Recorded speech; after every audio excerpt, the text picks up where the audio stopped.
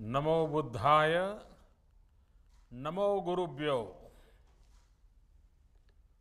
आदरणीय श्री राष्ट्रपति जी, अन्य अतिथिगण,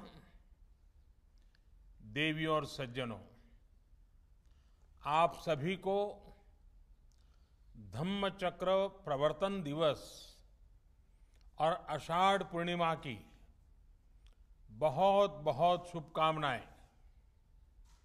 आज हम गुरु पूर्णिमा भी मनाते हैं और आज के ही दिन भगवान बुद्ध ने बुद्धत्व की प्राप्ति के बाद अपना पहला ज्ञान संसार को दिया था।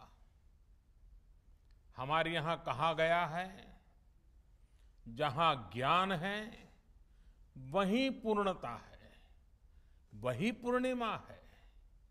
और जब उपदेश करने वाले स्वयं बुद्ध हो तो स्वाभाविक है कि ज्ञान संस्कार के कल्याण का पर्याय बन जाता है। त्याग और तितिक्षा से तपे बुद्ध जब बोलते हैं तो केवल शब्द ही नहीं निकलते, बल्कि धम्म चक्र का प्रवर्तन होता है। इसलिए तब उन्होंने केवल 5 शिष्यों को उपदेश दिया था, लेकिन आज पूरी दुनिया में उन शब्दों के अनुयायी हैं। बुद्ध में आस्था रखने वाले लोग हैं। साथियों, सारनाथ में भगवान बुद्ध ने पूरे जीवन का, पूरे ज्ञान का सूत्र हमें बताया था। उन्होंने दुख के बारे में बताया, दुख के कारण के बारे में बताया, ये आश्वासन दिया कि दुखों से जीता जा सकता है और इस जीत का रास्ता भी बताया। भगवान बुद्ध ने हमें जीवन के लिए अष्टांग सूत्र 8 मंत्र दिए। समाधिठि, सम्मा संकल्पो, सम्मा वाचा, सम्मा कम्मंतो, सम्मा आजीवो, सम्मा वायामो, सम्मा सति और सम्मा समाधि। यानी कि सम्यक दृष्टि, सम्यक संकल्प, सम्यक वाणी, सम्यक कर्म, सम्यक आजीविका, सम्यक प्रयास, सम्यक मन, सम्यक समाधि यानी मन की एकाग्रता। मन, वाणी और संकल्प में, हमारे कर्मों और प्रयासों में अगर ये संतुलन है तो हम दुखों से निकलकर प्रगति और सुख को हासिल कर सकते हैं।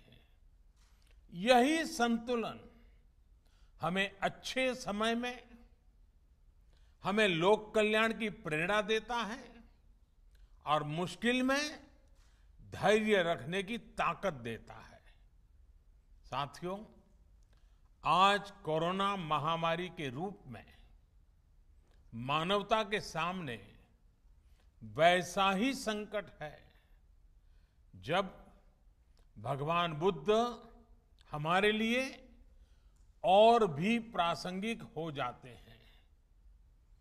बुद्ध के मार्ग पर चलकर ही बड़ी से बड़ी चुनौती का सामना हम कैसे कर सकते हैं, भारत ने ये करके दिखाया है।